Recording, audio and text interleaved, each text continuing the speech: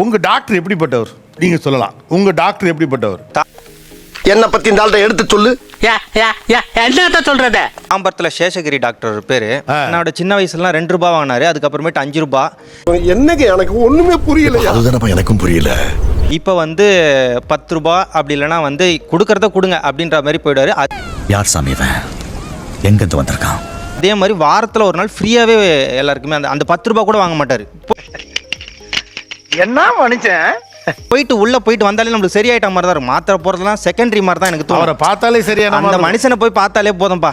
என்ன வயசு அவருக்கு இப்போ 85+ ஆயிடுச்சியா. என்னடி சொல்ற?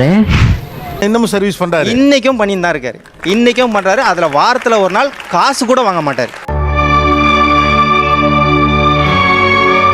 அது என்னைக்கு அது ஒரு பர்டிகுலர் வாரத்துல என்ன ஞாயிற்றுக்கிழமை அந்த மாதிரி அவர் கணக்கு அவர் வச்சுப்பாரா? சாய்பாபா அந்த நம்பிக்கை இருக்கு சோ அவருக்கு. வியாழக்கிழமை இப்போ ஃப்ரீ. ஆமா. ஓகே. இது வண்டியை எடுங்கடா.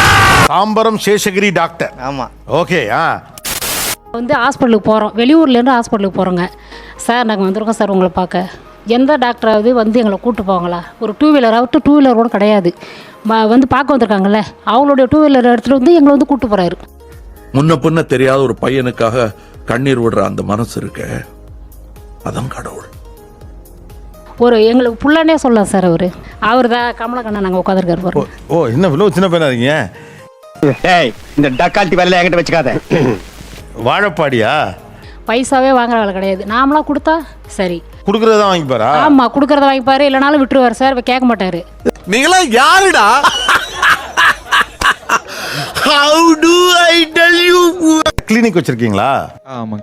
எங்க வாழப்பாடியிலேவா? வாழப்பாடியில் அம்மாவும் அவங்க அப்பாவும் வந்திருந்தாங்க. அவருக்கு வந்து கிட்னி ஃபெயிலியர். ஸோ என்ன கொடுமை சரவணனது.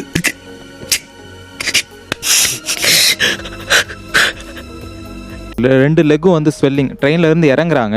பட் இறங்கி அவரால் கிளினிக்கு ஒரு 500 மீட்டர் நடந்து வர முடியல. என்னால முடியலடா. அதனால உடனே கால் பண்ணாங்க. நான் போய் கூட்டிட்டு வந்து அவங்களுக்கான வைத்தியம் பார்த்துட்டு மறுபடியும் நம்மளே போய் கூட்டு வந்துருவோன்னு.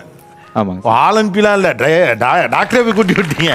மீண்டும் ஆள் ஒரு மட்டும் சொல்லிச்சிருக்கும் போது நீ எந்த ஜாதியின் தப்பு பள்ளி பருவத்தில் கூட உன் பிறருடன் நீ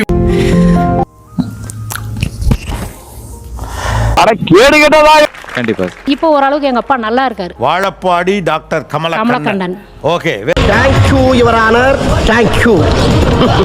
இந்த சேனலுக்கு எதா இருந்தாலும் அது கொஞ்சம் ஆதரவு கொடுங்க. உங்க பொண்ணான கையை வந்து அந்த பெல்ல தட்டிடுங்க. அவங்களுக்கு சப்ஸ்கிரைபர் 5-10 ஏறுனா அவங்க மனசு சந்தோஷப்படும். அவங்க வீடியோவும் பாருங்க.